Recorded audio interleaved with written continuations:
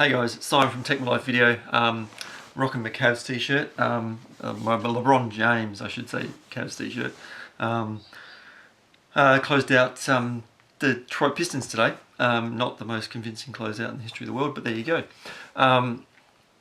So hopefully this video comes out in a reasonable length of time after I shot it. Otherwise, me saying they've just closed out the Detroit Pistons will sound a bit stupid.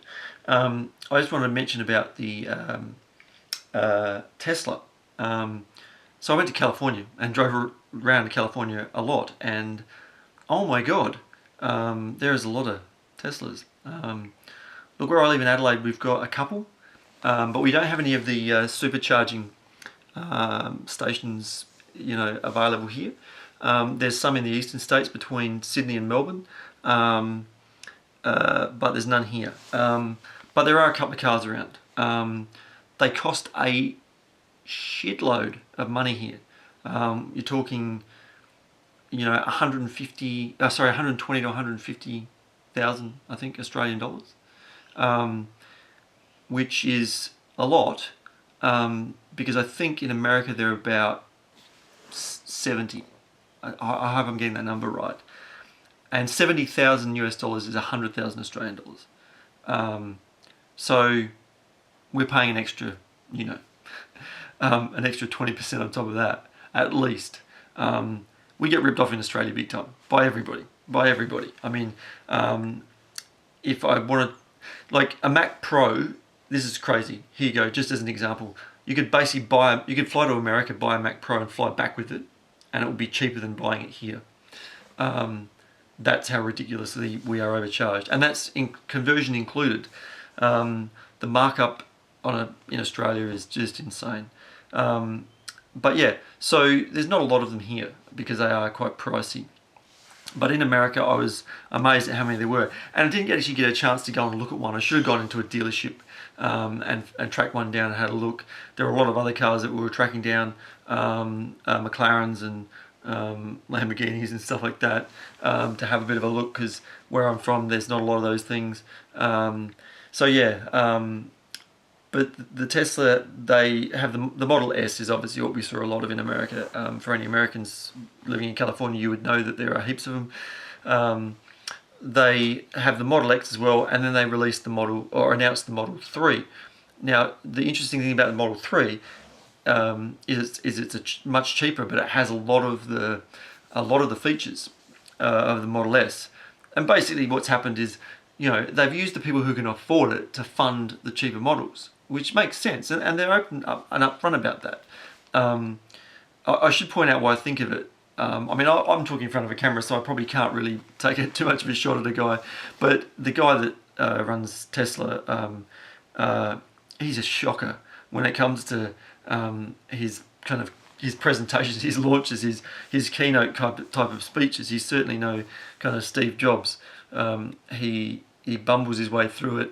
Certainly a passionate guy, and has his heart in the right place and his business kind of philosophy in the right place as far as I'm concerned. But certainly struggles with his keynote addresses. It's quite amusing to watch. But yeah, look, the Model 3 is about half the cost of the Model S, so it will still be like 70 or 80 grand here, I reckon. It'll still be out of the reach of most people, which is disappointing.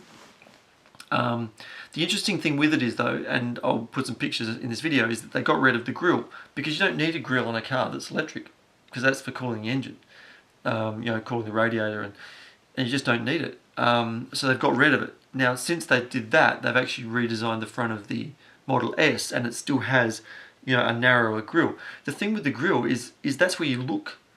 That's where your eye is drawn there to look for the logo of the car. So to get rid of it is interesting. Now, that Model 3 may not be the final look. It may change. It might be tweaked and here and there. But my feeling is that, not necessarily the grille or some styling there or something that accents the logo.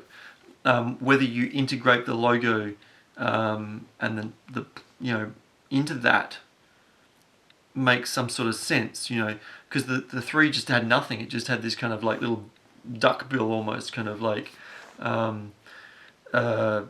it really had no styling there. So look, I think it's a fantastic move to bring it down to a kind of a more consumer, a general consumer kind of price level.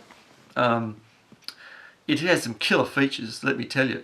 I mean, I hadn't looked into the Tesla a lot just because, well, one, they're out of my price range, and electric cars in Australia are really kind of, we're way behind in that area. We're way ahead of America in other ways. After being there, I know this, but in terms of electric cars, we're way behind, which is really quite sad in a country with so much sunshine, where we can, you know, we can charge them up with solar panels, no worries. So we're only kind of just starting to kind of catch up, I think, in that area. But yeah, the fact that you can summon your car with your phone and get it to drive to where you are, obviously only on private property at this stage, but you can get it to come out of the garage in the morning and park out the front and be ready and waiting and have the inside of the car heated up and your favourite music playing on the radio based on your calendar is just so cool. I love that. Like, I love that. I mean,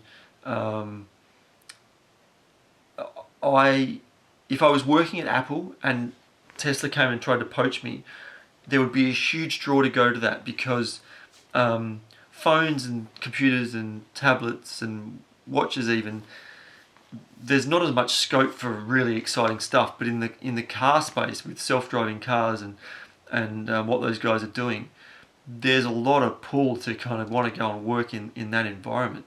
So yeah, I mean, just something that I'm really excited about. I was chatting to John Rettinger about it when I was in the States. Sorry to name drop, but both of us are kind of have a similar thing in terms of we're interested in technology for how it kind of helps people more broadly. That's why my channel is called Tech My Life. It's more about how technology can help your life. It's not about phones or tablets or computers. Tesla is up there and leading the way. And yes, you know, the batteries is still a question in terms of how much damage that does to the environment, but they are on the right track and they're doing things that have to be done.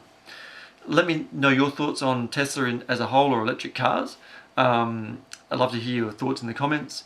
Please like the video and please subscribe to the channel. Maybe one day in the future, if enough people subscribe, I can get behind the wheel of a Tesla and do some videos on it. So there you go. One quick point: the company that I use in Adelaide here in South Australia, Internode, the guy that founded that company has one of the original Tesla cars. So he's one of the guys who kind of has supported the company from the very beginning. So yeah, just a little bit of trivia there for you. I'm Simon from Tech My Life Video. We'll see you in the next one. Bye.